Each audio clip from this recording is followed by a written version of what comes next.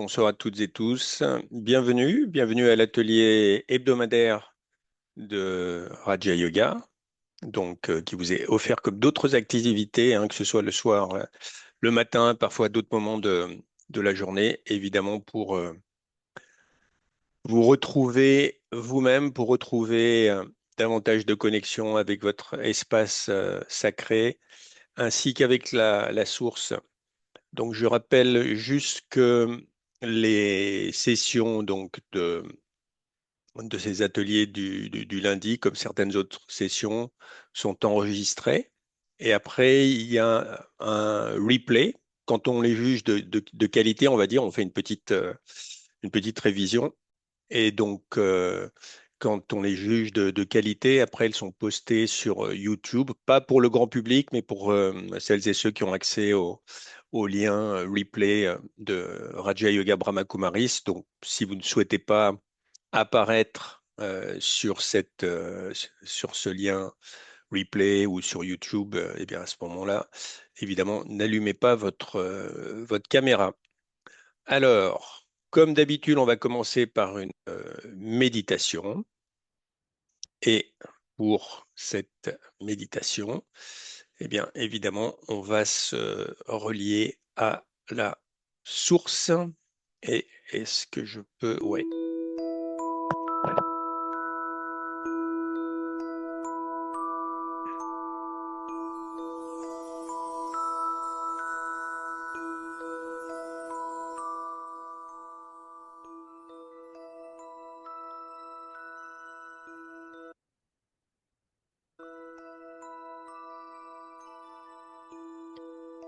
Donc, je me recentre tranquillement.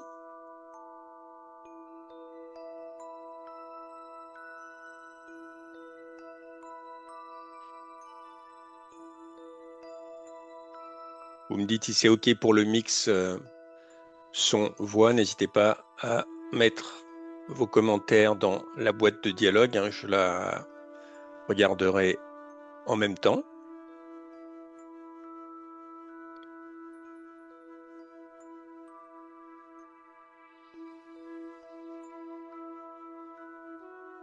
Donc, alors que je suis bien posé physiquement, je me pose maintenant intérieurement.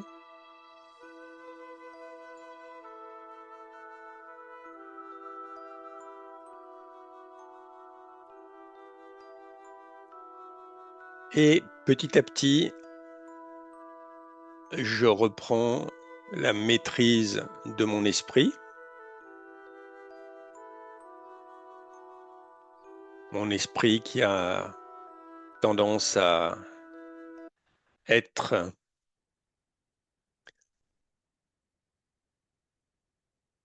voilà, je vais masquer les commandes. Mon esprit qui a tendance à être très autonome, si ce n'est toute la journée, à certains moments donnés de la journée.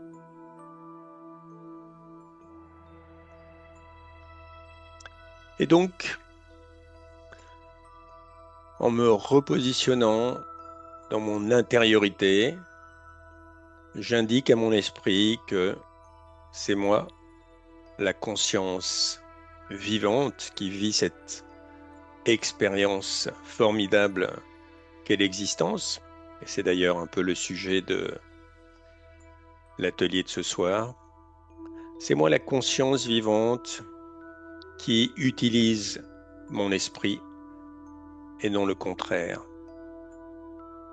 Et pour m'aider à faire comprendre à cet esprit qui peut-être espiègle ceci, je peux focaliser mon attention sur le point de lumière au centre de l'écran.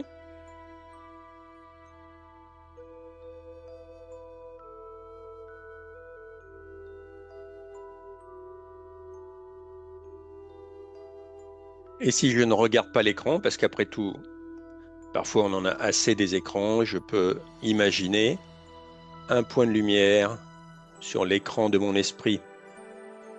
Et cela va également m'aider à mieux canaliser celui-ci.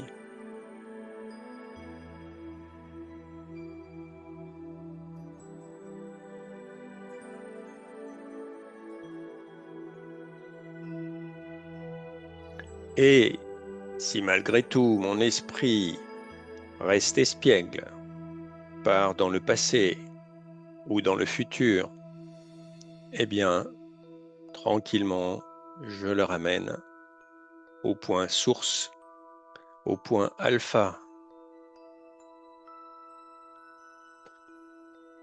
Car la vérité est que dans le moment présent, je n'ai rien à faire. Dans le moment présent, je n'ai rien à accomplir. Je n'ai aucun rôle à jouer. Je n'ai aucune responsabilité. Ce point lumineux, d'ailleurs, pourrait également représenter d'une certaine façon l'instant présent.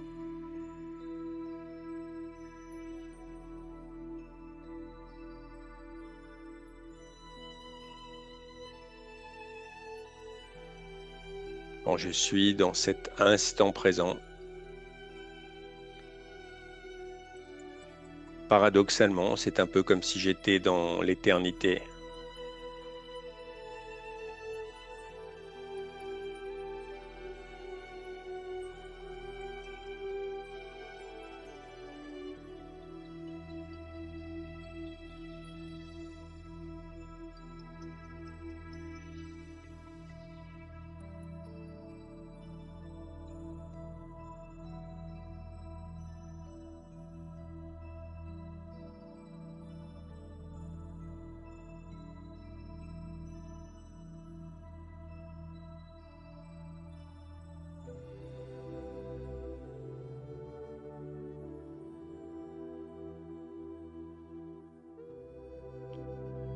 Et plus mon esprit est calme, plus je ressens une paix intérieure profonde, plus je ressens une douceur qui était déjà là, plus je ressens peut-être également de la compassion, une gratitude, simplement pour le fait d'exister.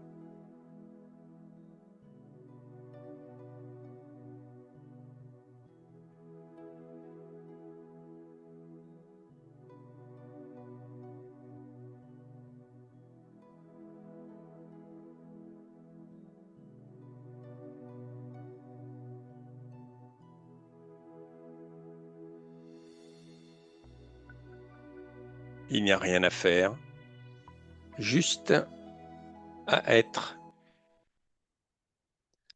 et apprécier le silence.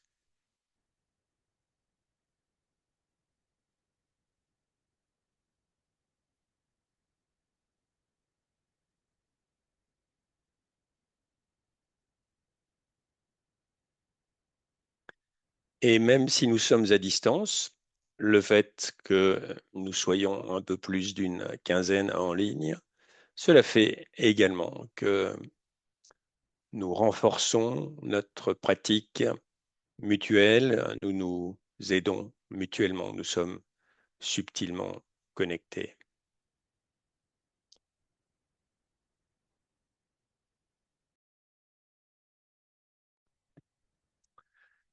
Très bien.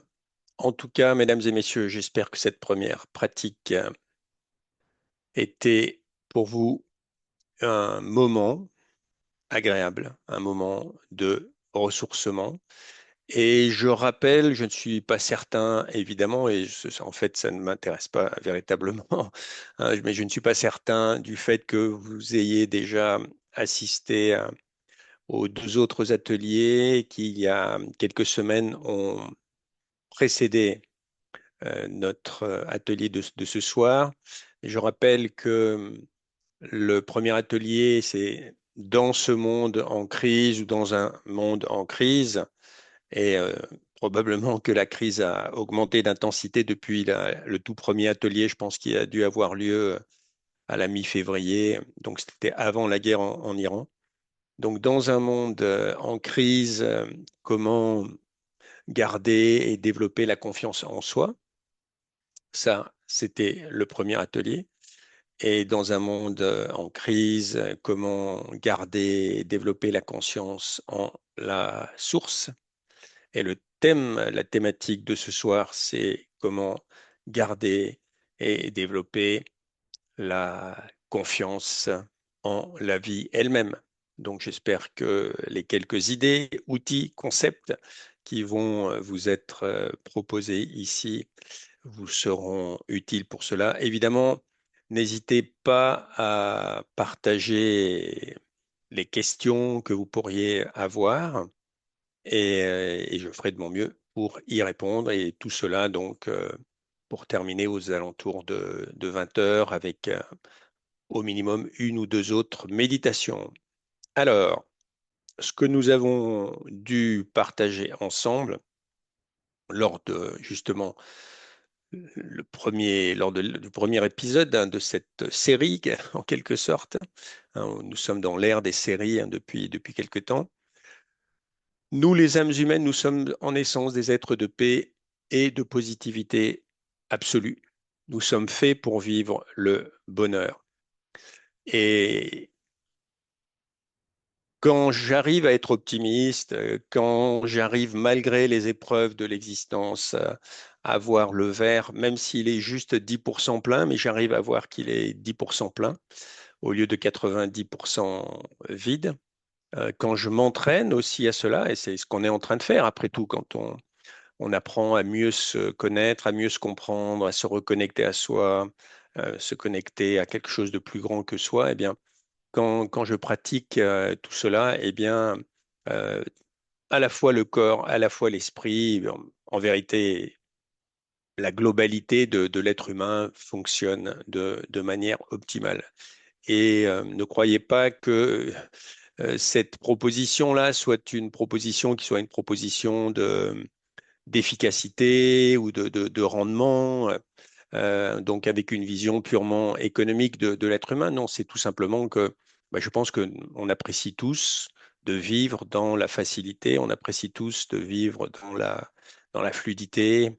Et donc, ce qu'on essaye de faire, c'est de redécouvrir ensemble ces, ces vérités.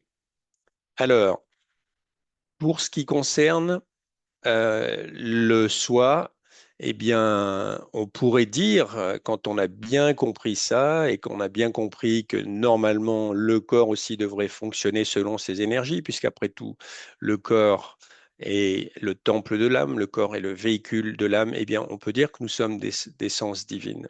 Des sens divines, ça ne veut pas dire que nous sommes Dieu, mais ça veut dire que nous avons en nous ce potentiel d'être en harmonie avec nous-mêmes et en harmonie avec notre environnement. Donc, c'est non seulement la nature, mais ce sont évidemment les autres êtres humains.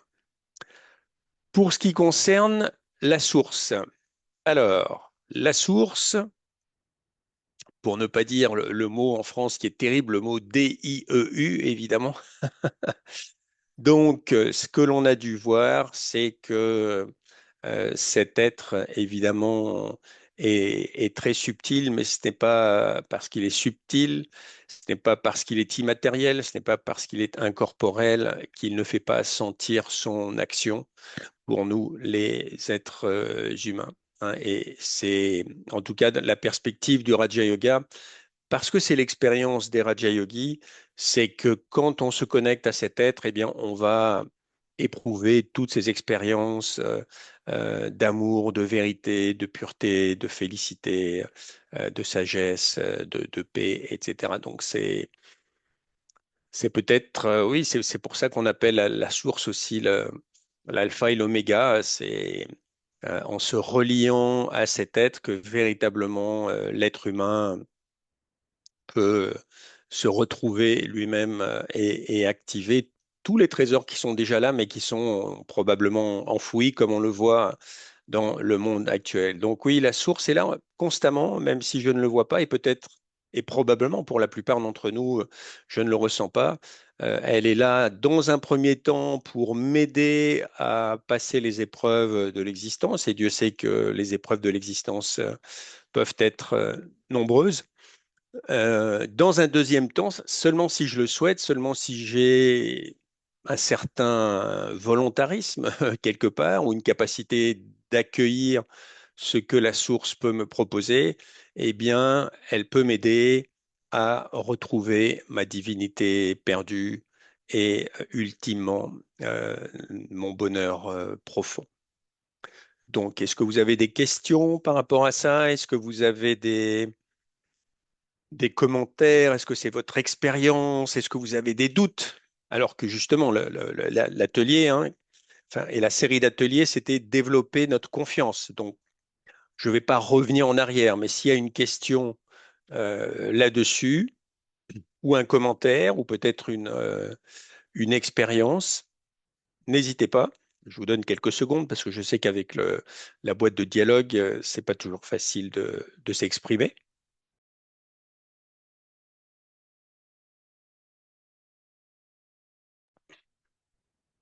Est-ce que certains d'entre vous ont déjà fait cette expérience avec un ressenti très profond, donc très très authentique, d'être soutenu par la source ou d'avoir peut-être des messages, je ne sais pas. Bon, alors ce soir, vous êtes plus timide que d'habitude. Donc, écoutez, je, je vais continuer. C'est très bien comme ça aussi. Vous pouvez rester connecté avec ce que vous avez connecté pendant la méditation. C'est peut-être pas la peine d'utiliser l'électrotrol électronique de votre côté. Donc, on a déjà deux paramètres ou deux facteurs dans l'équation de la confiance, le soi et la source. Ces deux paramètres sont résolument dans leur essence positive. Et après, pourrait se poser, j'imagine, c'est une question que vous ne posez pas, donc je la pose pour vous. Ah, alors, ok. Alors, que penser quand la source n'empêche pas la souffrance de s'agrandir et que l'âme s'en va? Alors, je ne suis pas certain de savoir ce que veut dire exactement l'âme s'en va, mais je vais partager évidemment ma perception des choses à l'heure actuelle, donc après 32 ans de méditation, d'expérience, justement, d'observation de ma propre vie, d'observation de la vie de grands yogis, d'observation de la vie en général. La question de la souffrance, c'est exactement ce que j'allais dire quand j'ai vu cette question, donc merci beaucoup. Se pose la question de la souffrance, effectivement, on pourrait se dire, mais comment ça se fait là? La source est bonne, l'âme humaine est bonne, et il y a tellement de souffrances dans le monde, les êtres humains souffrent et de façon très conséquente à notre époque. Les animaux souffrent, la nature est détraquée, donc le mal est bien là et il est là depuis un certain temps. Peut-être pourrait-on argumenter qu'il est là actuellement en phase paroxystique. Mais le Raja Yoga est assez clair par rapport à ça. Il rejoint certaines autres traditions, peut-être plus en Orient, ou alors s'il s'agit de l'Occident, plus dans le passé, notamment peut-être chez les Grecs. Le Raja Yoga est assez clair. L'être humain à la base est bon, il est beau, il est, il est, il est vrai, il est pur, etc. Mais simplement avec le passage du temps, l'âme humaine et l'ensemble des âmes humaines ont accumulé de plus en plus de rouille, on pourrait dire, ou de plus en plus de boue. Hein, c'est comme si un diamant était recouvert de boue et après, le diamant lui-même oublie qu'il est un diamant. Donc, d'une part, il se voit comme un être debout, et voilà, je suis un pécheur dégradé, enfin, tous les systèmes religieux qui sont créé autour de ce sentiment de dégradation. Et en plus, il voit les autres comme des êtres debout et il veut faire la guerre avec eux, il veut les massacrer ou il veut les dominer, etc., etc. Et quant à la souffrance très personnelle, hein, que je souffre pour des raisons physiques, que je souffre pour des raisons psychologiques, émotionnelles, etc., bien sûr que nous sommes dans des systèmes, nous vivons dans des sociétés donc, qui ont un impact sur nous. Donc il y a ces effets-là, mais à la base de la base, la perspective du Raja Yoga, en prenant en compte notamment ce qu'on appelle la loi de causalité, la loi du karma, c'est de bien comprendre que c'est avant tout moi, en tant qu'âme humaine, qui crée mon destin. Et si jusqu'ici, je n'avais pas pris en compte cette hypothèse, si à partir de maintenant, je le fais, je vais pouvoir petit à petit aller dans une direction où il y aura plus de bonheur et moins de souffrance, notamment par l'attention aux pensées. Donc, je rappellerai à nouveau cet enchaînement qui est assez connu, même en dehors du Raja Yoga. Sème une pensée, tu récolteras une action. Sème une action, tu récolteras une habitude. Sème une habitude, tu récolteras une personnalité. Sème une personnalité, tu récolteras un destin. Donc, vous voyez, à partir de pensées qui sont purement immatérielles, on va jusqu'au destin en passant, et ça, c'est le plus important, par les habitudes. Donc, on n'insistera jamais assez sur le fait que, et c'est prouvé aussi évidemment par la psychologie et tous les spécialistes qui étudient le comportement humain, euh, ce sont d'abord nos petites habitudes, nos petites et grandes habitudes du quotidien qui façonnent ce que l'on devient, qui façonnent notre trajectoire. Et donc, bravo à toutes celles et ceux qui méditent régulièrement parce que vous êtes ainsi en train de vous créer un futur certainement plus enviable que celles et ceux qui ne méditent pas du tout, hein, et celles et ceux qui ne méditent qu'épisodiquement. Même si c'est déjà très bien de méditer, il n'y a pas de jugement là-dedans, c'est juste un fait, hein, que si je médite sincèrement pour mieux me connaître, pour me reconnecter à mes trésors intérieurs qui sont justement la positivité, la paix, l'amour, la compassion, etc., eh bien, ma vie va aller de plus en plus dans ce sens-là, même s'il y a des obstacles, etc. Voilà, j'espère que j'ai répondu à cette question, donc que ce soit à un niveau individuel et à un niveau global. Et il y a une souffrance incroyable dans le monde actuellement parce que c'est le résultat de la somme on pourrait presque dire, oui, de la somme de mauvaises habitudes de millions, de milliards d'individus qui sont en action depuis très très longtemps, que ce soit des habitudes de consommation, que ce soit des habitudes de compétition des uns vis-à-vis des autres, d'une vue ou d'une vision ou d'un regard dystopique, comme on dit, sur le monde, sur la nature, sur les êtres humains, etc., dont une partie nous a été enseignée assez souvent, hein, dans nos écoles. Alors, puisque oui, et un autre commentaire, la source est précieuse et nous pourrons toujours nous y ressourcer. Yes, Stéphane, oui, tout à fait. Moi, je sais que j'aurais du mal à envisager effectivement l'existence, surtout à l'heure actuelle, sans la source. Alors là, je vais vous présenter donc le troisième paramètre de notre conversation. Et l'idée, encore une fois, c'est une fois que j'ai développé ma confiance donc dans le vrai soi, donc l'être conscient, l'être d'énergie immatérielle que je suis, et aussi en mettant en place davantage de respect de ce soi, justement, dans l'action. Je développe aussi la confiance en la source, et tout ça, ça va ensemble, ça se nourrit, on peut créer une synergie positive. Bien, normalement aussi, dois pouvoir développer davantage de confiance en l'existence et donc voir ou commencer à voir la lumière au bout du tunnel, même quand on est dans une période comme la période actuelle où l'être humain semble vraiment, en tout cas les êtres humains qui sont aux commandes, mais, mais on a les gouvernants qu'on mérite, hein, donc les êtres humains qui sont aux commandes donc semblent vouloir nous précipiter dans l'abîme. Donc la vision spirituelle, donc je vais parler évidemment de la vision spirituelle de la vie qui est propre au Raja Yoga.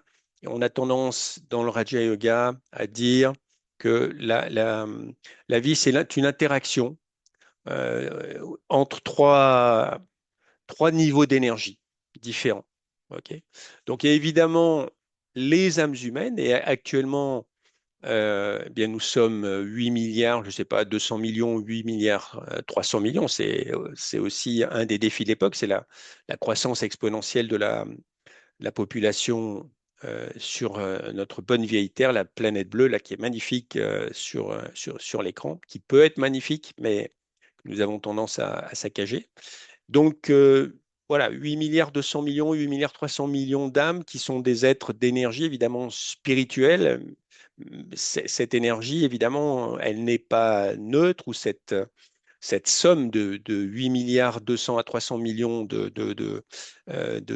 justement, cette somme d'énergie qui vient de 8 milliards 200 ou 300 millions d'âmes, ce n'est pas neutre. Ok. Et si cette énergie n'est pas très bien orienté, plutôt orienté justement vers le matérialisme, encore une fois, vers la compétition, vers la loi de la jungle, etc., bien, ça va avoir un impact, évidemment, sur la vie. L'énergie de la nature, l'énergie de la source. Voilà, on a ces trois énergies qui sont en interaction dans la perspective du Raja Yoga, dans l'optique du Raja Yoga. Pour nous, la vie, c'est ça, c'est l'interaction qui est éternelle, qui est continue entre ces trois énergies. Et c'est pas parce que c'est éternel et continu qu'il ne va pas y avoir différentes étapes ou différentes saisons. OK?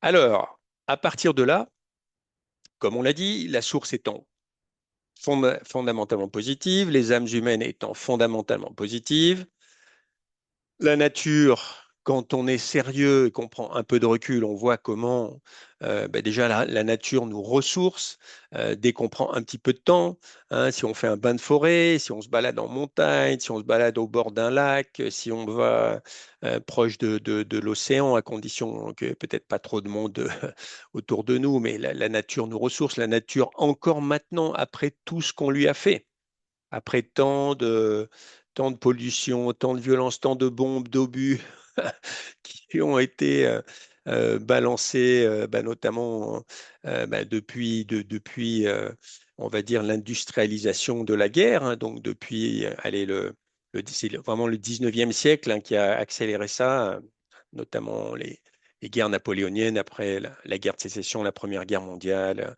avec les obus chimiques, etc., etc. Et maintenant aussi, on le sait, hein, même des simples balles de, de, de mitrailleuses automatiques, souvent sont faites dans des métaux aussi qui laissent des pollutions terribles sur la Terre pour les personnes qui les côtoient après. Bref, la nature, malgré ça, elle continue quand même, elle continue de donner ce qu'elle peut. Hein. Euh, il y a un méditant qui habite pas très loin de chez moi, puis qui vient méditer assez régulièrement dans le lieu de méditation dont je m'occupe, qui encore il n'y a pas longtemps m'a apporté d'excellentes pommes, et qui étaient des pommes bio. Donc voilà, la nature est généreuse, elle est merveilleuse quand on voit justement le mécanisme de la vie. On peut imaginer hein, le, comment naît un enfant humain, l'embryon qui se développe, et puis quand on observe vraiment que ce soit le monde minéral, la faune, la flore, dans les océans, dans les airs, enfin c'est incroyable. C'est incroyable. Et pendant très très longtemps, hein, et on va dire ouais, jusqu'à il y a quelques siècles, même en Occident, on considérait que la nature était tellement merveilleuse que ben, elle ne pouvait avoir été créée que par Dieu, justement. Donc il y avait cette perspective sur la nature. Donc on a trois forces positives en interaction. Il devrait se passer quelque chose de plutôt sympa, de positif. Et la perspective du Raja Yoga, mais je sais que c'est la perspective d'autres traditions aussi, c'est que, évidemment, encore une fois, que tout n'est pas rose dans l'existence. J'espère que vous vous sentez comme moi encore plutôt préservé par rapport à beaucoup, hein, des millions, voire des centaines de millions de nos frères et sœurs humains qui actuellement sont dans des situations très, très difficiles, soit qui n'aient pas accès à l'eau, soit à la nourriture, soit parce qu'il y a la guerre, soit parce qu'il y a tel ou tel type de violence, soit qu'il n'est pas de toit, etc. Mais la vie, en fait, n'est pas là pour me mettre, passez-moi l'expression, des bâtons dans les roues, hein. À partir du moment où on a bien compris qu'on est dans un système où il y a ces trois forces qui sont en relation, OK? Et bien, à partir du moment où deux de ces forces, deux de ces énergies sont identifiées comme résolument positives, puisque nous sommes dans un système, l'autre force, la troisième force, la vie elle-même, est forcément positive. Et la vie, donc, ne cherche rien tant qu'à me faire grandir. La vie, à l'image de la source, évidemment, la différence, c'est que la vie, c'est quelque chose qui n'est pas conscient. La vie c'est quelque chose qui euh, est un processus dynamique. Mais tout ce qui m'arrive à un niveau individuel n'est pas là, et notamment quand c'est douloureux, ce n'est pas là pour me piéger, ce n'est pas là pour me mettre la tête sous l'eau, non, c'est pour me faire grandir. Et probablement que c'est la même chose à un niveau global. Mais il faudrait que collectivement, on ait cette sagesse de prendre du recul et de se dire, ah, donc là, il y a une grande crise ou il y a un ensemble de grandes crises, ben, on va coopérer ensemble et on va résoudre. Et l'être humain, dès que les êtres humains coopèrent ensemble, ils peuvent résoudre tous les problèmes.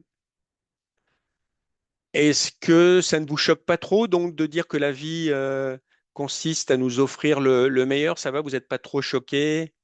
Si vous n'êtes pas d'accord, c'est OK pour moi. On peut discuter de ça.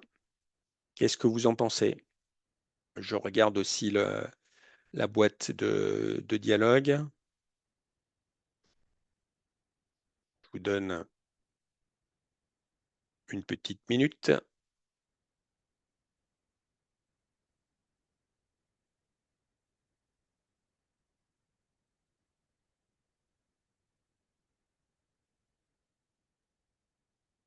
Bon, tant mieux, ce n'est pas choquant. Tant mieux, tant mieux, tant mieux.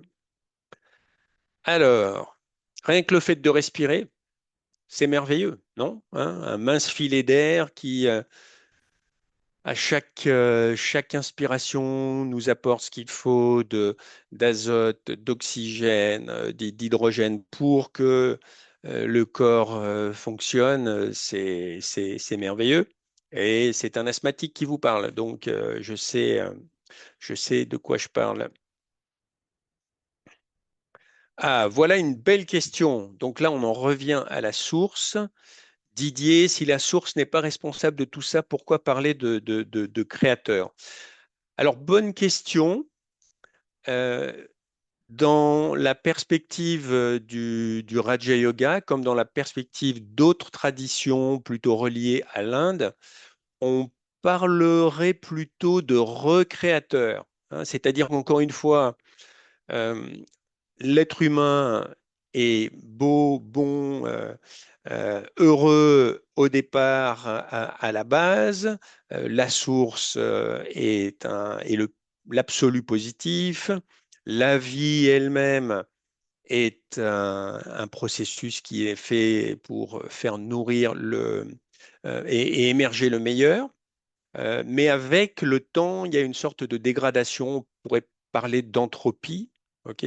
Ce qui fait qu'à un moment donné, il y a tellement de souffrances, de malheurs, etc. Il faut que la source intervienne plutôt pour recréer le bien, pour recréer le bon, pour recréer le beau.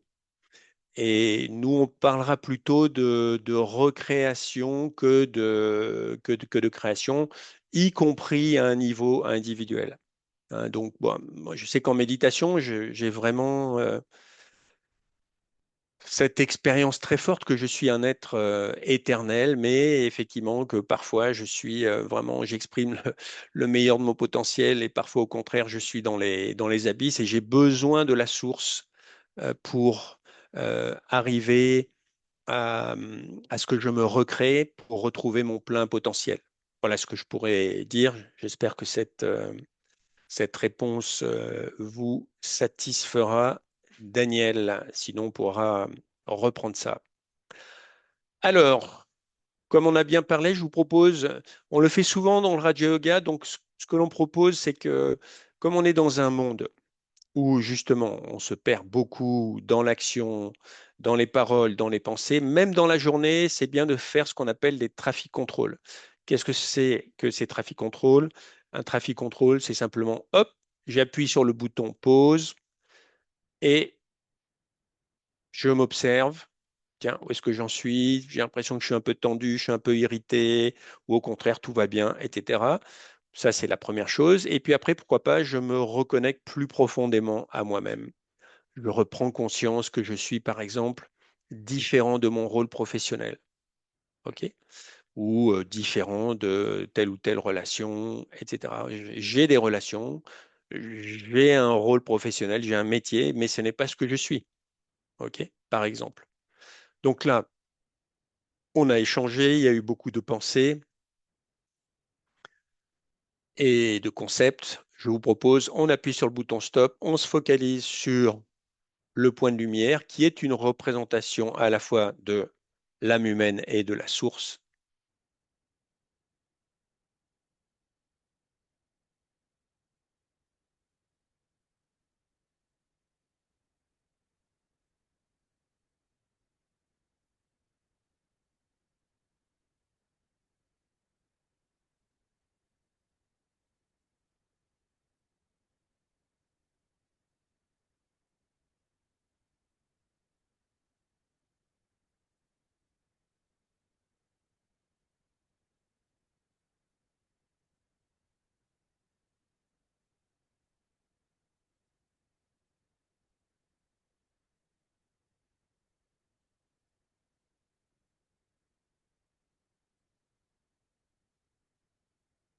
J'apprécie le silence et cette reconnexion avec moi-même. Voilà, et plus je serai en mesure de faire cela euh, régulièrement au quotidien, moins je serai pris justement par les pièges, les illusions de, de la vie quotidienne. Non pas évidemment que la vie, encore une fois, quotidienne soit elle-même une illusion, mais c'est plutôt l'attachement que j'ai, le fait de m'associer trop à tel ou tel rôle, de m'identifier trop à tel ou tel rôle, telle ou telle responsabilité. Voilà, je suis responsable de ceci, je suis chef de famille, etc. C'est tout ça qui, à terme, peut me jouer de gros tours, hein, mais ça, on en a déjà parlé à d'autres moments. Alors, super, la différence entre prière et méditation, ben, je dirais tout simplement que la prière, ben, le mot lui-même, en tout cas en français, il dit bien ce que ça veut dire. Je prie, en général, je vais demander à Dieu, par exemple, hein, mais ça peut être à d'autres principes transcendants que je jugerai plus élevés que moi, peut-être à des anges pour certains, etc. Mais je vais demander de me rendre plus fort, je vais demander d'éviter tel ou tel péril. Par exemple, chez nos amis chrétiens, mon Dieu, délivrez-moi du mal, de la tentation, etc., etc.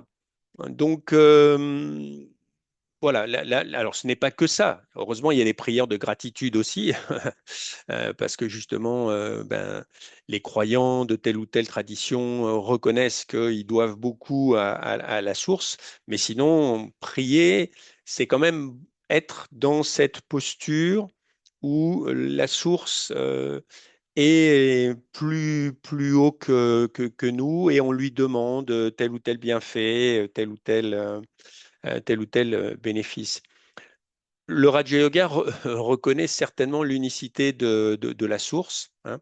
Le Raja Yoga reconnaît la beauté, le pouvoir unique de la source, et en même temps, et c'est pour ça que ça s'appelle aussi Raja Yoga, donc yoga royal, donc c'est l'union royale. En tant que yogi, ce que l'on souhaite, c'est développer cette souveraineté intérieure et qui nous permette d'entrer en relation avec la source sans demander quoi que ce soit, parce que de toute façon, on sait que automatiquement, la source étant comme un parent idéal, c'est ce qu'on a vu lors du deuxième épisode de la série, donc développer la confiance en la source, c'est un parent idéal, c'est un ami idéal, et donc il ou elle donne constamment. Mais simplement, à moi d'apprendre à être réceptif, à moi de me mettre dans un état d'esprit intérieur qui me permette de prendre. La source, elle me donne en quantité des trésors, mais très souvent, pour tout un tas de raisons excellentes, hein, je ne prends pas. Par exemple, en disant que la source n'existe pas, ben là, oui, je risque pas de prendre grand-chose. Et même si j'admets l'existence de la source, ben, je vais prendre un dé à coudre alors que peut-être elle est en train de m'offrir une piscine, hein. Donc voilà. Et donc méditer, c'est d'abord se reconnecter au vrai soi, en tout cas dans le Raja Yoga, et déjà reconnaître que le vrai soi est empli de beauté, de pureté, de tout ce qui est magnifique. Donc je parle bien du vrai soi. Et ce n'est pas nier, par contre, qu'on a des progrès à faire, qu'on a tout un tas de mauvais programmes qui sont aussi là, et on essaye justement de les désactiver. Et dans un deuxième temps, méditer, encore une fois, c'est se relier à la source pour faire l'expérience d'une vraie relation de douceur, d'amour, et être nourri par cette relation. Donc, voilà, il y a une nuance assez forte avec la prière, parce qu'on va vraiment s'éviter de demander quoi que ce soit. Donc, de prier Dieu pour tel ou tel bénéfice, parce qu'on sait qu'il nous donne tout de toute façon. Alors, comment bénéficier au maximum du soutien de la vie? Et on terminera là-dessus et on fera une dernière méditation. Ben, je renverrai, enfin, c'est pas que je vous renverrai, je n'ai pas à renvoyer quoi que ce soit à qui que ce soit, mais plutôt je voudrais évoquer ce qui m'est apparu assez naturellement, la notion de dharma, que peut-être certains connaissent. Alors, je regarde quand même une autre question.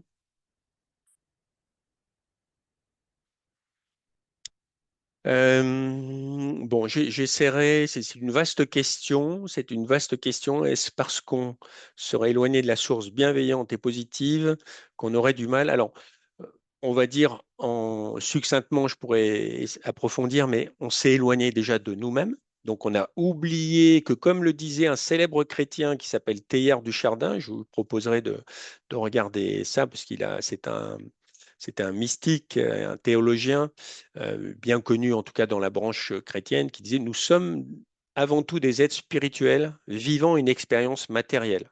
Donc on a complètement inversé ça et on se prend d'abord pour des êtres matériels, éventuellement ayant un esprit ou ayant une âme. Et ce faisant, évidemment, on s'est éloigné de la source. Et ben, on n'a qu'à voir effectivement l'arrogance actuellement de l'être humain, justement tout ce qui se fait à lui-même, tout ce qui fait à la nature. Oui, il n'y a pas de remise en cause, ou il y a une remise en cause assez faible, on va dire, à l'échelle de l'humanité actuellement. Tout à fait. Alors, la notion de dharma est très, très intéressante. Là, je vous propose, ce n'est pas du tout les définitions, on va dire, extraites des textes vraiment de l'hindouisme ou du bouddhisme, parce que c'est les deux grands courants religieux ou spirituels qui ont le plus exploré cette notion de dharma.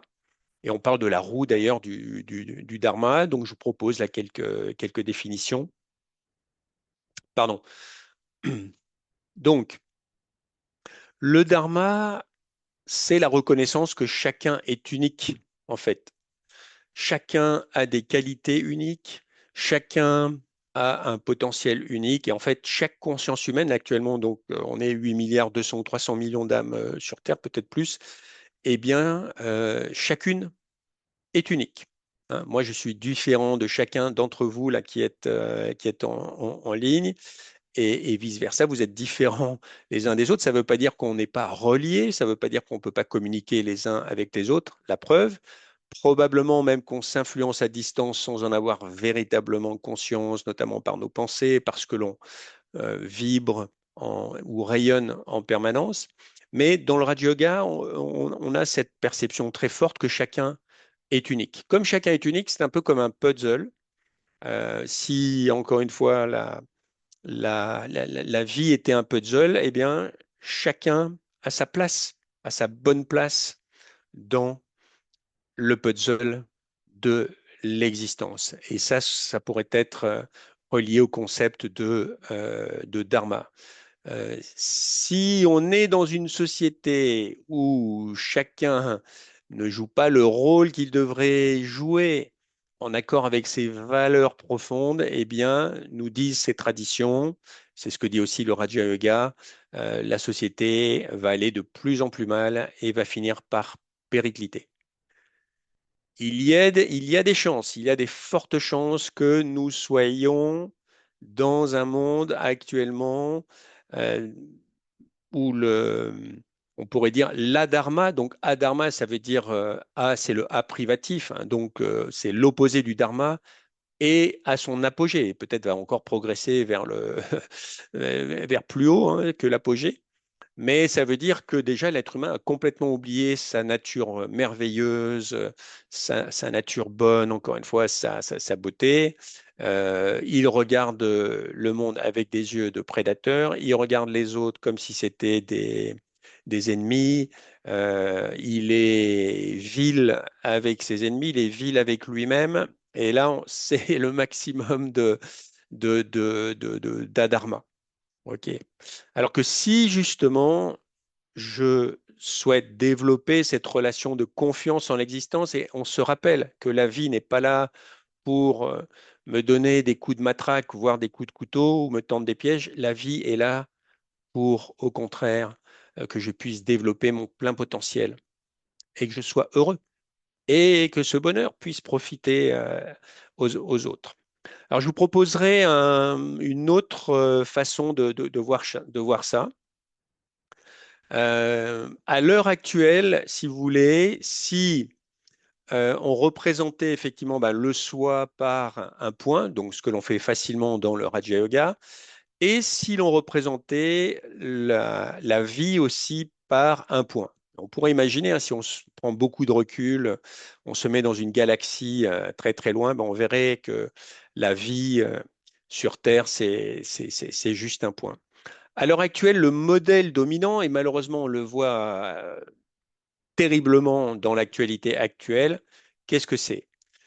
Les êtres humains, en tout cas certains êtres humains, pensent que pour être heureux, pour vivre en paix, en tout cas en paix déjà avec eux-mêmes, il faut prendre, il faut posséder.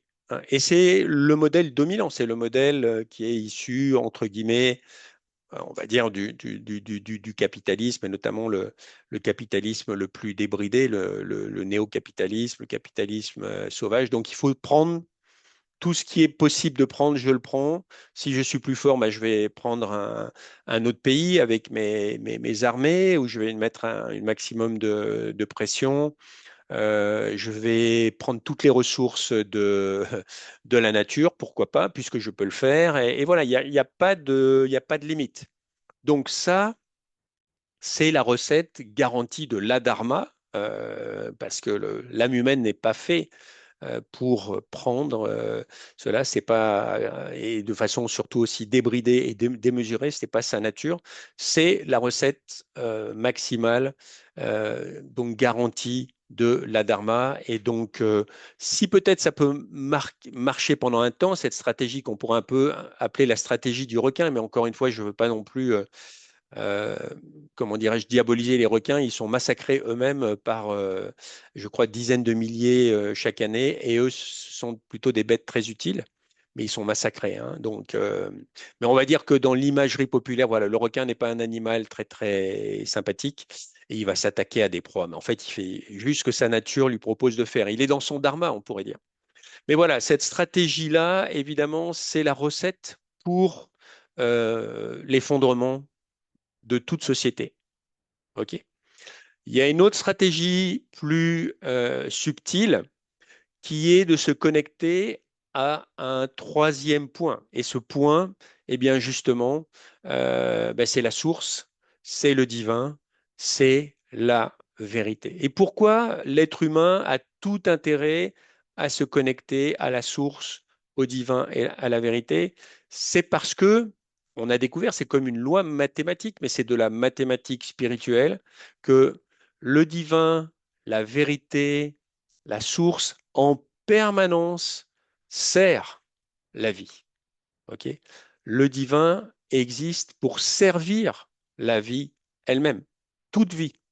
D'accord? Donc, alors, évidemment, ce que je vous présente, c'est un modèle et tous les modèles ont leurs limites, hein.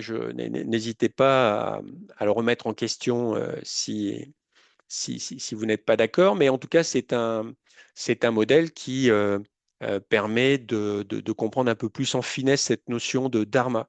Si je me connecte au divin, à la vérité, à la source, ça veut dire aussi que je me connecte à mes valeurs les plus profondes dans le même temps. OK? Donc, et mes valeurs les plus profondes, c'est ce qui fait aussi que je suis unique. Ces valeurs, après, vont nourrir mes compétences, et ça, c'est pour la vie quotidienne, etc. Mais ces valeurs sont uniques. Et si je me connecte à ça, ben, je suis en train de suivre mon dharma. D'accord? Eh bien, plus je suivrai mon dharma, comme ce dharma est aligné avec le divin et la vérité, qui elles-mêmes servent la vie, eh bien, la vie va m'accueillir, la vie va me recevoir, et moi-même, je vais recevoir de plus en plus de l'existence. Alors attention, ça peut paraître magique, mais comme on a tous des bagages, que ce soit à un niveau individuel et collectif, ce ne sera pas si facile que ça, hein. En fait, là, vous avez un peu la sorte de ce qu'on pourrait appeler une recette pour vivre sa vie de façon fluide. Et vous savez qu'il y a beaucoup de recherches sur cet état de flow, hein, notamment dans le sport, hein. Il y a des sportifs plutôt de bon niveau, mais parfois même à des niveaux moindres, qui disent, ah oui, là, j'ai senti vraiment tout était facile, tout était fluide, c'est comme si je faisais pas d'effort. Au tennis, il ou elle va dire, bah, je voyais la balle comme si c'était une pastèque, c'était très facile de frapper dans la balle, de centrer.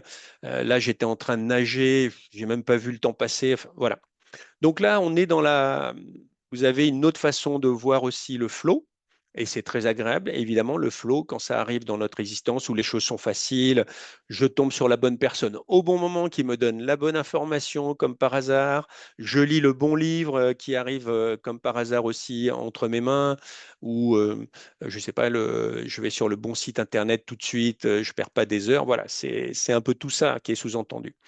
Alors, évidemment, ça arrive, ok, et on peut le cultiver, mais comme on a des bagages, il va assez fréquemment y avoir des interruptions.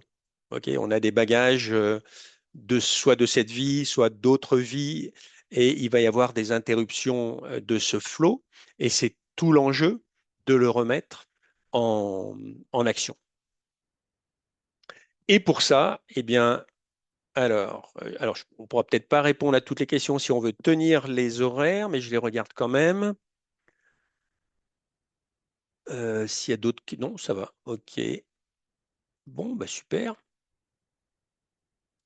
OK, non, j'ai cru qu'il y avait d'autres questions. Donc, la recette du Raja Yoga pour bénéficier au maximum du soutien de la vie est très simple. Vous allez voir, ça va recouper certaines choses qu'on a déjà vues d'ailleurs. Parce qu'encore une fois, donc, de toute façon, la vie est là pour nous donner, de la même que la source est là pour nous donner. Donc, je pense que si vous avez bien compris le côté systémique des choses, la vie nous donne, la source nous donne, et comment on va bénéficier du soutien de la vie et de la source, ben, c'est en donnant nous-mêmes. OK? Donc, ça va être une des lois principales. Mais d'abord, évidemment, régulièrement, pour sortir de la caverne, hein, comme on l'avait vu dans la- le premier épisode, sortir de la caverne, sortir de la fameuse matrice, eh bien, je dois me rappeler régulièrement que je ne suis pas ce corps. Ce corps est formidable, ce corps est mon temple, ce corps est mon véhicule, mais je suis d'abord un être spirituel, un être euh, immatériel, une conscience qui utilise ce corps. Ok, donc ça, je dois me le rappeler régulièrement. Premier point. Deuxième point, oups, pardon. Donc là, ben, si on a bien compris cette notion de dharma, ça veut dire que je dois être conscient de mes valeurs clés. Et là, je peux vous garantir que, évidemment, chaque âme étant unique, donc il va y avoir des valeurs clés différentes ou avec des intensités différentes, mais on est tous des êtres non violents. Donc, au quotidien, comment je vais faire pour aller vers davantage de non-violence? C'est un concept évidemment qui a été éminemment popularisé par Gandhi, puis après par Martin Luther King, par Mandela et d'autres. Donc, à la base, nous, les âmes humaines, nous sommes des êtres non violents.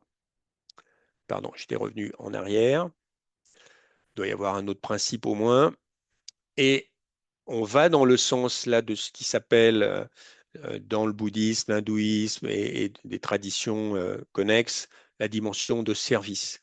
Hein. Et donc, de la même façon que la source donne en permanence, la vie donne en permanence, eh bien moi, je dois entretenir ce cercle vertueux. Et en donnant, je vais recevoir. Okay. En donnant, à condition d'être aligné, encore une fois, avec mes valeurs fondamentales. Et évidemment, tout en me souvenant de qui je suis, eh bien, je continue de cultiver cette relation avec mon ami, mon parent, mon guide idéal. Et c'est une relation très douce, c'est une relation qui renforce. Il semblerait que certains d'entre vous pratiquent cela de façon régulière. Et avec cela, ben, écoutez, et on terminera avec ces slogans ou aphorismes que j'avais déjà projetés la dernière fois. Mais encore une fois, quand on dit aide-toi, le ciel t'aidera, c'est en règle générale, le ciel nous aide à travers la vie. Alors, il peut y avoir des aides directes, hein, pourquoi pas. Peut-être je vais sentir que je reçois de l'énergie ou un courant d'amour, etc. Il y a beaucoup de méditants qui parlent de ces expériences. Et puis parfois, c'est des aides indirectes via la vie. Parce que j'ai fait le premier pas de courage. Tiens, je me suis mis, par exemple, à méditer ou euh, j'ai fait attention à avoir, comme diraient nos amis Toltec, une parole impeccable, donc une parole non agressive, qui ne pointe pas les défauts des autres ou qui ne casse pas du sucre sur le dos des autres, etc. Et puis, voilà, je fais ça pendant un certain temps et je vais remarquer que mes relations peut-être changent, etc., etc. Voilà les amis, 20 heures, on peut partir pour une dernière méditation qui sera courte. Et éventuellement, si il y a une dernière question, mais il faudrait qu'elle vienne très vite, hein, parce que sinon, et puis je vais augmenter un peu le son là, de là. Hop, ok. Bon, ben écoutez les amis, il n'y a plus qu'à, hein, il n'y a plus qu'à. Nous pouvons, en tout cas dans le Raja Yoga, je pense que nous ne sommes pas la seule spiritualité, hein, nous avons vraiment justement cette confiance que l'on peut retrouver cette beauté à l'intérieur de nous-mêmes, grâce à la source, que on peut créer un cercle vertueux avec l'existence et que si on est suffisamment nombreux, sur cette terre, eh bien pourquoi pas recréer dès lors, il s'agit bien de recréer, non pas créer, hein, ex nihilo, un monde plus juste, voilà, où on sera en harmonie les uns avec les autres et avec la nature. Allez, je vous propose une méditation. Eh bien, les amis, ce fut un plaisir de partager avec vous ces quelques vérités éternelles, en fait, on les connaît, en fait. On les connaît tous, mais simplement, ça fait du bien de se rafraîchir l'esprit.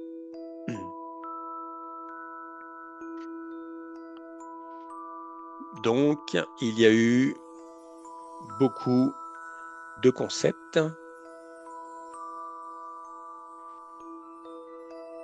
d'idées.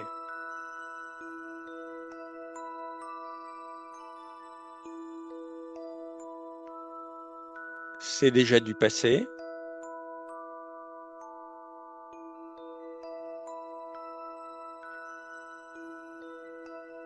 Moi, la conscience vivante,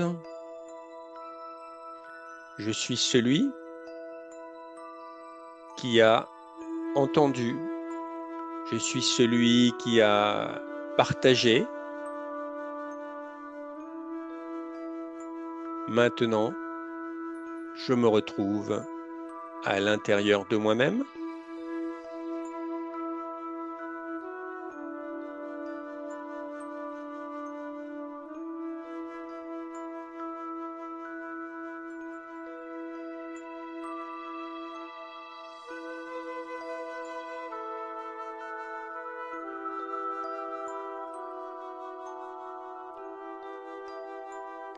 Et dans l'instant présent, je n'ai besoin de rien.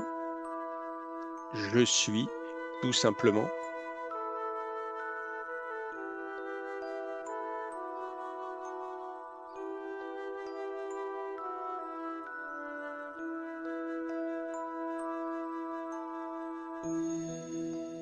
Et je ressens une paix de plus en plus profonde en moi-même.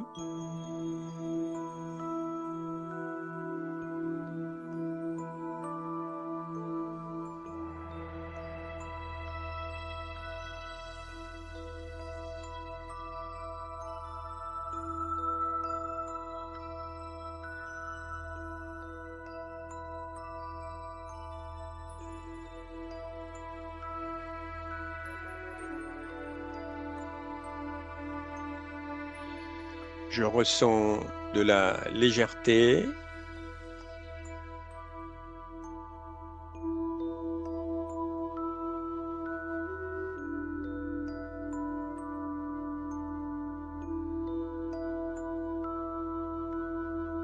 Et je ressens cette vérité profonde que je suis un être de compassion, de don, de service.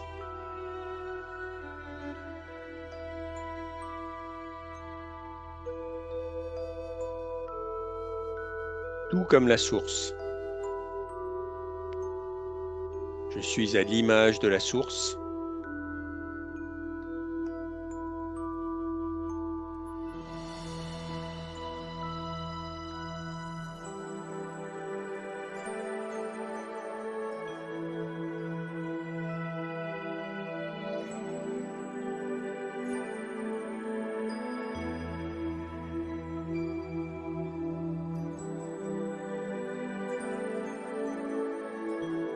Et pour le futur,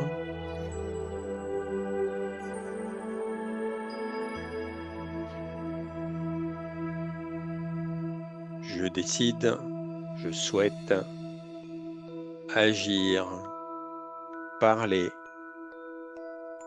et pourquoi pas penser de plus en plus en accord avec ces énergies profondes qui sont en moi.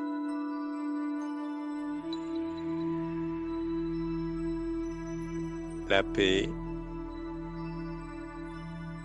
la compassion, l'esprit de service.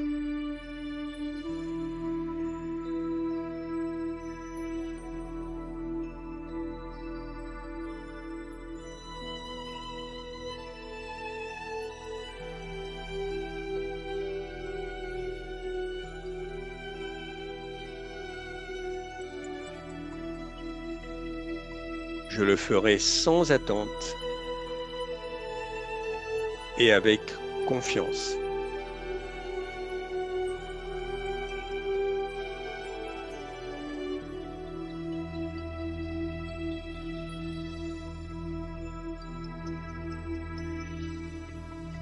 Je ferai ce petit pas de courage et sans attente, mais avec confiance quant au fait que d'une façon ou d'une autre, parce que je serai aligné avec mes valeurs les plus élevées, la source et la vie coopéreront avec moi.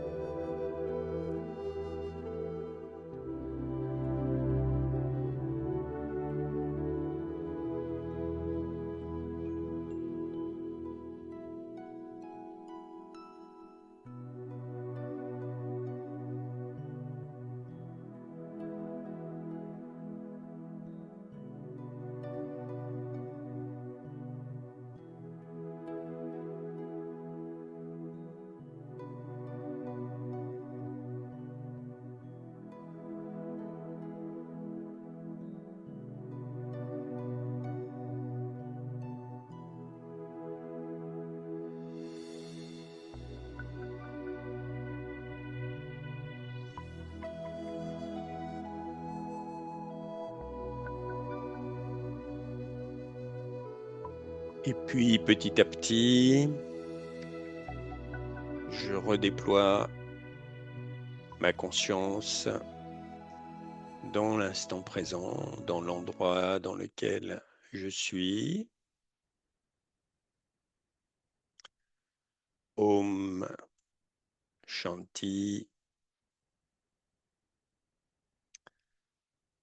Voilà les amis, merci beaucoup de votre participation. N'oubliez pas donc que les ateliers du lundi continuent, les autres programmes qui sont indiqués sur le site de Raja Yoga Méditation France, notamment il y a des méditations le matin régulièrement. Et puis à très bientôt la semaine prochaine. D'autres collègues prendront le relais et moi je pense que je reviendrai au mois de mai pour un autre sujet, peut-être approfondir la thématique de ce soir avec notamment, je trouve, des exemples vécus plutôt impressionnants hein, de personnes qui, justement, face à de l'adversité très très forte, face à beaucoup d'obstacles, ont agi selon leurs valeurs fondamentales, leurs valeurs clés, et il s'est passé parfois des petits miracles. Hein. Ça ne veut pas dire que ce n'était pas difficile. À bientôt, bonne soirée les amis.